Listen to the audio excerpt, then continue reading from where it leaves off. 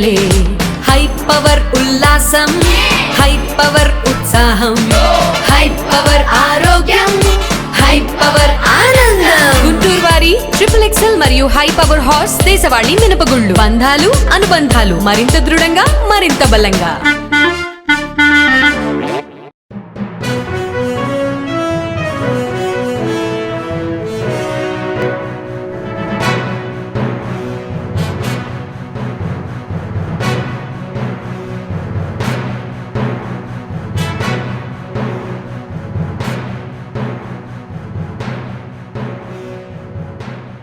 నమస్తే, welcome to next Zee news. ఈనాటి వార్తా విశేషాలు. నేడు తిరుపతిలో చంద్రబాబు పర్యటన. తొక్కిసలాట ఘటన నేపథ్యంలో తిరుపతికి చంద్రబాబు రుయా స్విమ్స్ ఆసుపత్రిలో క్షతగాత్రుల్ని పరామర్శించనున్న సీఎం చంద్రబాబు ఉదయం 11 గంటలకి ఇంటి నుంచి బయలుదేరనున్నారు. మధ్యాహ్నం 12 గంటల నుంచి 3 గంటల వరకు తిరుపతిలో పర్యటన. తొక్కిసలాట ఘటన నేపథ్యంలో ఆంధ్రప్రదేశ్ ముఖ్యమంత్రి చంద్రబాబు నాయుడు ఈరోజు తిరుపతిలో పర్యటించనున్నారు. రుయా స్విమ్స్ ఆసుపత్రిలో చికిత్స పొందుతున్న వారిని ఆయన పరామర్శించనున్నారు. మృతుల కుటుంబాలకి క్షతగాత్రులకి ఆయన పరిహారం ప్రకటిస్తారు. తొక్కిసలాట ఘటనపై టీటీడీ చైర్మన్ బిఆర్ నాయుడు విచారం వ్యక్తం చేశారు. ఈ విచారకరమైన ఘటనపై చంద్రబాబు తీవ్ర ఆగ్రహం వ్యక్తం చేశారని చెప్పారు. తిరుమలలో ఇలా ఎప్పుడు జరగలేదని అన్నారు. డీఎస్పీ గేట్లు తెరవటం వలన తొక్కిసలాట జరిగిందని చెప్పారు. కొందరు అధికారుల తప్పిదం వలన ఇలా జరిగిందని విచారం వ్యక్తం చేశారు. ఇలాంటి ఘటనలు పునరావృతం కాకుండా సీఎం చంద్రబాబు హెచ్చరించినట్లు తెలిపారు. టీటీడీ చైర్మన్ రుయా ఆసుపత్రికి వెళ్లి క్షతగాత్రుల్ని పరామర్శించారు.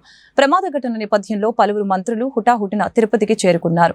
క్షతగాత్రులకి సహాయ చర్యలు, వైద్య సేవల పర్యవేక్షణ కోసం వారు వెంటనే తిరుపతి వచ్చారు. మంత్రులు అనకాని సత్యప్రసాద్, వంగలపూడి అనిత, సత్యకుమార్ యాదవ్ తిరుపతికి వచ్చారు. ఈ అధికారుల మీద తీవ్ర అసంతృప్తి వ్యక్తం చేశారు. ఇలాంటివి జరగటం దురదృష్టకరం అని చెప్పి ముఖ్యమంత్రి గారు చెప్పడం జరిగింది. కొంత అడ్మినిస్ట్రేషన్ వల్ల ఇది జరిగిందనే అనుమానం ఉంది. ఒక సెంటర్లో మాత్రం అక్కడ ఉన్నటువంటి డిఎస్పి గేట్ తెరవటం,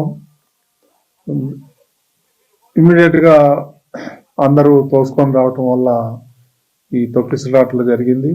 లేడీ ఏదో అనీజీగా సిక్ అయితే అమ్మాయిని హాస్పిటల్కి తీసుకెళ్ళటానికి ఆ గేట్ తీశారు. ఆ గేట్ తీసినప్పుడు జనం అంతా కూడా ఒకటేసారి రావటంతో తొక్కిసలాట జరిగింది ఒక ప్లేస్లో. మిగిలిన 2 ప్లేస్లో ఇన్ఫర్మేషన్ రావాల్సి ఉంది. అంత అధికారులు ఉన్నారు అక్కడ. కలెక్టర్ ఉన్నారు, ఈఓ ఉన్నారు, అందరూ ఉన్నారు అక్కడ, ఎస్పీ ఉన్నారు. ఇప్పుడే అందరూ సీఎం ఆఫీస్ కానీ డీజీపీ కానీ వీళ్ళందరూ కూడా టెలికాన్ఫరెన్స్లో మాట్లాడటం జరిగింది. తిరుమలకి రానివ్వరేమో, దర్శనాలు కావేమో అనేటువంటి రూమర్ బాగా సోషల్ మీడియాలో స్ప్రెడ్ చేశాను. అందుకే నేను మార్నింగ్ కూడా దాన్ని ఖండించాను. నేను మీ అందరి ముందరే అలాంటిది ఎవరు ఉండదు, ఎవరైనా రావచ్చు తిరుమలకి, దర్శనంకు మాత్రం టోకన్లు ఉండాలి తప్ప తిరుమలకి రావద్దని ఎవరు అనలేదు. ఎవరైనా రావచ్చు అని పొద్దున్నే నేను స్టేట్మెంట్ కూడా ఇచ్చాను. నాకు తెలుసు ఏ గొడవ అవుతుందేమో అనే నాలో అనుమానం ఉంది. నేను అధికారుల దగ్గర కూడా వ్యక్తం చేశాను. ఎస్పీ దగ్గర కూడా నేను టెంపుల్లో కనిపిస్తే చెప్పాను, మీరు ఆషామాషిగా తీసుకోవద్దండి, దీన్ని జాగ్రత్తగా చేయండి. అప్పుడు అన్నారు వాళ్ళు 5,000 మంది పోలీసులు పెడుతున్నామండి, మేము చూసుకుంటామండి, అది ఇది అని అన్నారు నాతో. తిరుమల శ్రీవారి వైకుంఠ ద్వార దర్శన టోకెన్ కౌంటర్ల వద్ద నిన్న రాత్రి తిరుపతిలో జరిగిన తొక్కిసలాటలో 6 మృతి చెందారు. ఈ ఘటనపై టీటీడీ మాజీ చైర్మన్ వైసీపీ నేత భూమన కరుణాకర్ రెడ్డి విమర్శలు గుప్పించారు. ప్రజల ప్రయోజనాలని ముఖ్యమంత్రి చంద్రబాబు పట్టించుకోరని, తొక్కిసలాట ఘటనకి ఆయనే బాధ్యత వహించాలని చెప్పారు. పోలీసులు, టీటీడీ విజిలెన్స్ పూర్తిగా విఫలమైందంటూనే తొక్కిసలాట జరిగిందని భూమన ఆరోపించారు. తొక్కిసలాట సమయంలో అక్కడ పట్టుమని 10 మంది పోలీసులు కూడా లేరని అన్నారు. టీటీడీ వ్యవస్థ పూర్తిగా విఫలం చెందిందని విమర్శించారు. టీటీడీని చైర్మన్ బిఆర్ నాయుడు రాజకీయ క్రీడా మైదానంగా మార్చేశారని అన్నారు. మృతి చెందిన వారి కుటుంబాలకు ₹1 కోటి చొప్పున నష్టపరిహారం ప్రకటించాలని ఆయన డిమాండ్ చేశారు. సనాతన ధర్మాన్ని రక్షిస్తానన్న డిప్యూటీ సీఎం పవన్ కళ్యాణ్ ఇప్పుడు ఏం మాట్లాడతారని ప్రశ్నించారు. తిరుమల లడ్డు విషయంలో జగన్ వైసీపీపై అసత్య ఆరోపణలు చేశారని మండిపడ్డారు. తిరుమలను దేవుణ్ణి చంద్రబాబు రాజకీయం కోసం వాడుకుంటున్నారని దుయ్యబట్టారు. సేవలో తరించాల్సినటువంటి ఉద్యోగస్తులు చంద్రబాబు గారి సేవలో మునిగినప్పుడు చంద్రబాబు గారు చేసినటువంటి తప్పిదానికి ఆయనకు శిక్ష పడాలి.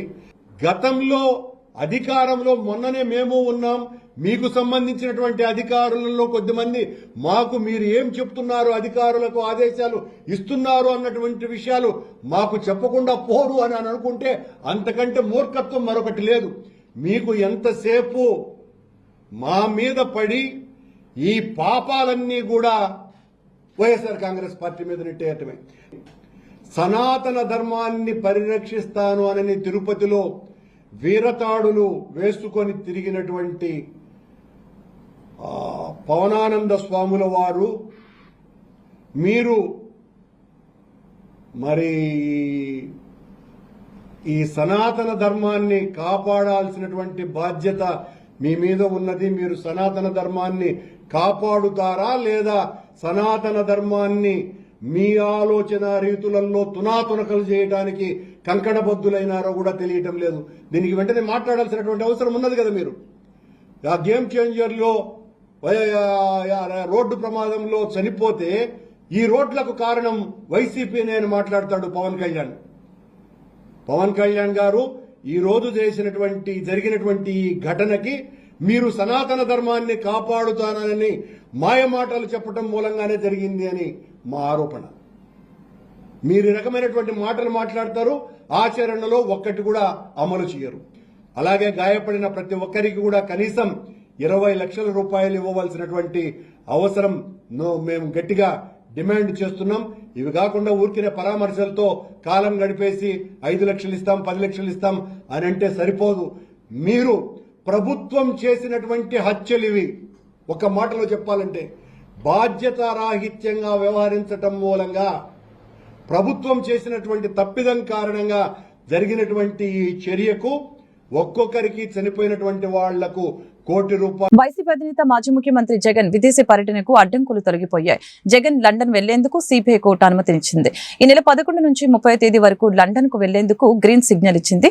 జగన్ కుమార్తెలు లండన్ లో చదువుకుంటున్న సంగతి తెలిసిందే. తన కుమార్తె గ్రాడ్యుయేషన్ డే కోసం లండన్ వెళ్లేందుకు అనుమతినిచ్చాలని సిబిఐ కోర్టును జగన్ కోరారు. ఆయన విన్నపం పట్ల సానుకూలంగా స్పందించిన కోర్టు 20 రోజుల పాటు లండన్ వెళ్లేందుకు అనుమతి ఇచ్చింది.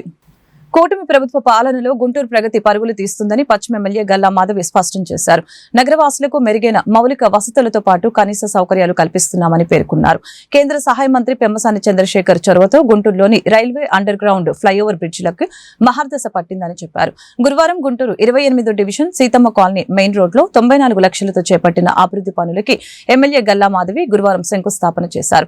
ఈ సందర్భంగా ఎమ్మెల్యే మాట్లాడారు. గత వైసీపీ పాలనలో గుంటూరు అభివృద్ధి కుంటుపడిందని ఆరోపించారు.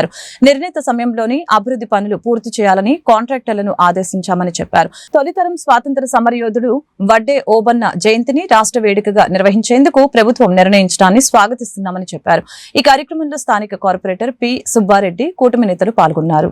28వ డివిజన్లో సీతమ్మ కాలనీలో 690 మీటర్ల రోడ్డు సీసీ రోడ్ని శంకుస్థాపన చేసుకోవడం జరుగుతుంది. ఎప్పటి నుంచో ఇది కోరుకుంటున్న రోడ్డు. సో అక్టోబర్లో దీనికి ప్రపోజల్స్ పెట్టుకొని వెంటనే ఈ జనవరిలోనే దీనికి శంకుస్థాపన చేసుకోవడం జరిగింది. ఒక 1 మంత్లో నాగేశ్వరరావు గారు అనే కాంట్రాక్టర్ దీన్ని అందుబాటులోకి తీసుకొస్తామని చెప్పి హామీ ఇవ్వడం జరిగింది. ఏదేమైనా చాలా ఫాస్ట్గా చాలా రిమోట్ ఏరియాస్లో వర్క్స్ అనేవి మొదలు పెట్టుకొని ముందుకు తీసుకెళ్లే ఒక లక్ష్యంతో ఈరోజు యావత్ అన్ని డివిజన్లలో కూడా మారుమూల శివారు ప్రాంతాలన్నిటి మీద ఫోకస్ చేసి ముందుగా వాటిని పైకి తీసుకొచ్చే ప్రయత్నం చేస్తూ ఉన్నాము. ప్రజలందరూ కూడా దీనికి చాలా హ్యాపీగా ఫీల్ అవుతున్నారు. 6 మీటర్ల విడ్త్తో ఈ యొక్క రోడ్డు ముందుకు వెళ్ళిపోతున్న పరిస్థితి. 5 మీటర్లు ఉన్నదాన్ని ఇంకొంచెం 1 మీటర్ ఎక్స్టెండ్ చేసి మరి దీన్ని వైడ్గా చేస్తూ ఆపోజిట్లో ఆల్రెడీ డ్రైన్ ఉంది, దానికి ఈక్వల్గా అదర్ డ్రైన్ని ఫామ్ చేసుకుంటూ ఈ యొక్క రోడ్ని నిర్మిస్తాము అని చెప్పి కాంట్రాక్టర్ గారు హామీ ఇవ్వడం జరిగింది. ప్రజలందరూ కూడా చాలా హ్యాపీగా ఆనందంగా వ్యక్తం రాష్ట్ర ప్రభుత్వం inner ring road railway track inner RUB sanction అయినప్పుడు అంటే శ్యామల నగర్ గేట్కి సంబంధించింది కూడా ఆర్ఓబీ కానీ ఆర్యూబీ కానీ నుంచి ప్రపోజల్ దాన్ని కూడా చేస్తారు. ఫాస్ట్గా ఎంపీ గారు అయితే మేజర్గా అరండాలపేట ఫ్లైఓవర్ మీద, ఈ శ్యామల నగర్ ఫ్లైఓవర్ మీద, అదే విధంగా ఇప్పుడు నిన్న మనకి శాంక్షన్ అయిన ఈ Amaravati inner ring road ROB మీద చాలా ఫోకస్డ్గా ఉన్నారు. చాలా ఫాస్ట్గా దీని మీద కూడా రెడీ అవుతున్న ఎస్టిమేషన్స్ 4 లైన్సా లేకపోతే 120 మీటర్స్ అని చెప్పి ఆల్రెడీ రైల్వే వాళ్ళు దానికి చెప్పడం జరిగింది. వడ్డే ఓబన్న జయంతిని రాష్ట్ర ప్రభుత్వం వేడికగా నిర్వహిస్తుంది. దాని మీద మీ స్పందన? మనం స్వాతంత్ర సమరయోధుల్ని, కొన్ని కమ్యూనిటీస్లో నుంచి మహోన్నత వ్యక్తుల్ని గుర్తించి వారి యొక్క జయంతులు కానీ వర్ధంతులు కానీ జరుపుకోవాల్సిన ఆవశ్యకత ఉంది. ఎందుకంటే భావి తరాలకి వారి త్యాగాన్ని గుర్తు చేయడం, గుర్తుంచుకోవడం చాలా చాలా అవసరమైన విషయం. వారి త్యాగాల యొక్క ఫలితమే మనం ఈరోజు అనుభవిస్తున్న స్వాతంత్రం కానివ్వండి, స్వేచ్ఛ కానివ్వండి, వాటికి నిదర్శనం. సో వారిని స్మరించుకుంటూ వారి జయంతుల్ని పురస్కరించుకొని అది కూడా ఒక రాష్ట్ర ప్రభుత్వ ఆమోదయోగ్యంగా మనం జరుపుకోవడం అనేది అది గర్వకారణం, గొప్పతనం. కాబట్టి చాలా హర్షం వ్యక్తం చేస్తున్నాను, చాలా ఆనందం.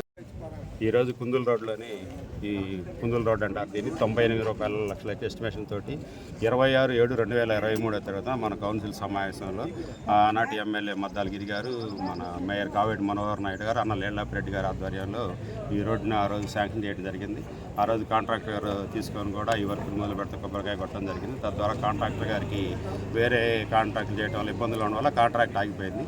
ఇవాళ కొత్తగా దీన్ని మళ్ళీ రీఓపెనింగ్ చేసి శంకుస్థాపనలు చేస్తున్నారు. ఈరోజు మన స్థానిక ఎమ్మెల్యే గల్లా మాధవ్ గారి ఆధ్వర్యంలో ఈరోజు కొబ్బరికాయలు పెట్టి దీన్ని ప్రారంభించడం జరిగింది. ఇప్పుడు కూడా ఎమ్మెల్యే గారికి చెప్తానే ఉన్నారు. ఎమ్మెల్యే గారు మా డివిజన్కి కొంచెం ఫండ్స్ రైజ్ చేసి ఇక్కడి నుంచి వెంకటేశ్వర స్వామి గుడి దగ్గర 1.5 కోటి శాంక్షన్ చేయించి రోడ్లు వేయండి మేడం కూడా ఇప్పుడు ఎమ్మెల్యే గారికి చెప్పడం జరిగింది. కాబట్టి ఇవన్నీ కూడా గత కౌన్సిల్ ద్వారా శాంక్షన్ అయిన రోడ్లు కాబట్టి మీ అందరికీ తెలియజేసుకుంటాను.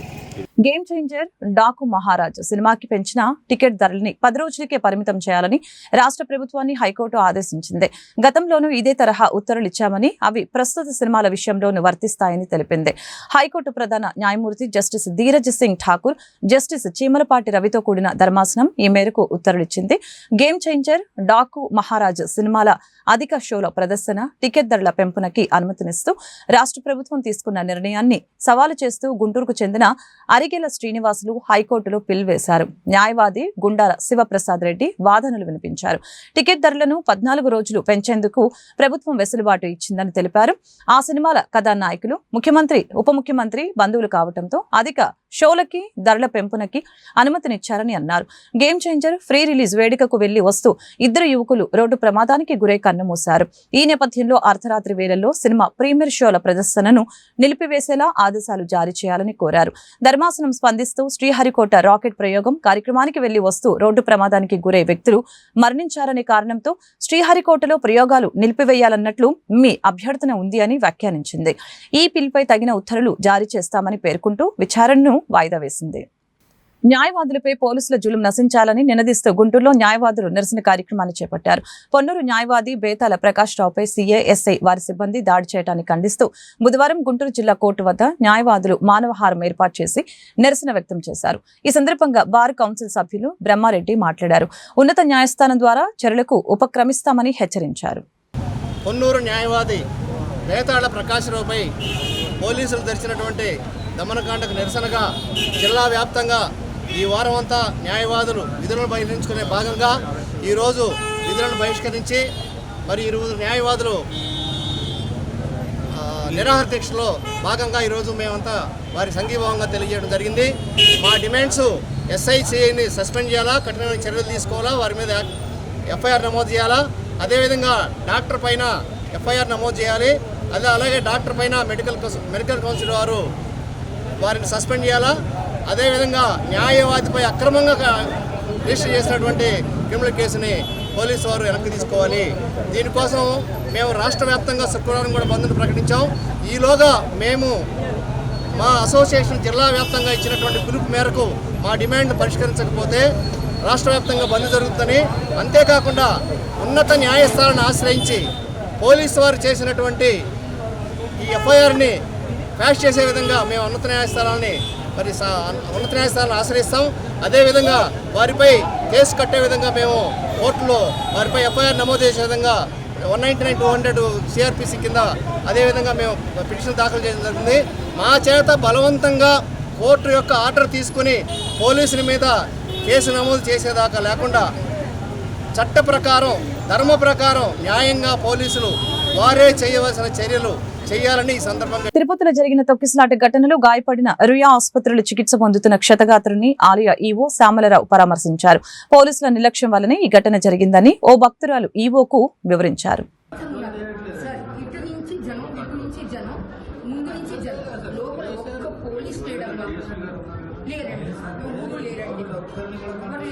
ఒక్క పోలీస్ లేరు సార్. చీకటి ఇంత పెద్ద కప్ప వచ్చింది, మంది మీదకి దూకుతుంటే పాము అనుకుని అందరు పోయిందా అంటే డోర్ తీసింది అనుకోని రోహన్ ఉడికినారు. ఇంకంతేనమ్మా, అసలు నేను ఎన్నో యాత్రలు చేశానమ్మా, నేను ఎటువంటి సిచ్యువేషన్ ఎక్కడ చూడలేదు. నేను మొన్న శబరిమల వెళ్ళొచ్చాను, అక్కడ కూడా ఇటువంటి సిచ్యువేషన్. ఇదంతా పోలీసులు నిర్లక్ష్యం. మీరు ఏమన్నా అనుకోండి, తప్పు అనుకోండి, ఒప్పు అనుకోండి, కళ్ళ ముందు ప్రాణం పోయిందమ్మా ఒక ఆవిడకి, కళ్ళ ముందు ప్రాణం.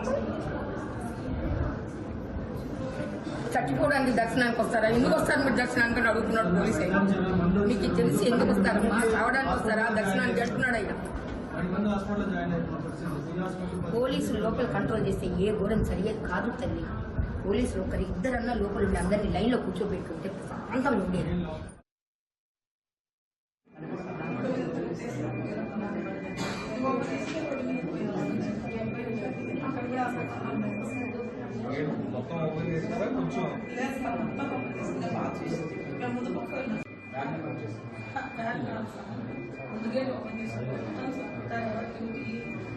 అవి కూడా తీసేస్తే రోడ్డు మీద పడేవాళ్ళు.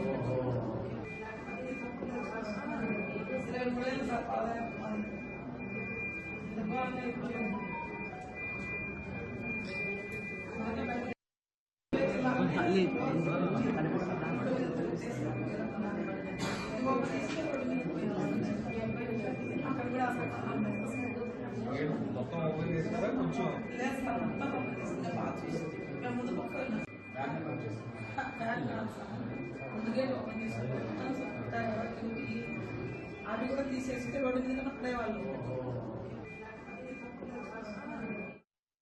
వార్తలు ఇంతటితో సమాప్తం. మరొక బులెటిన్లో మళ్ళీ కలుద్దాం. నమస్కారం.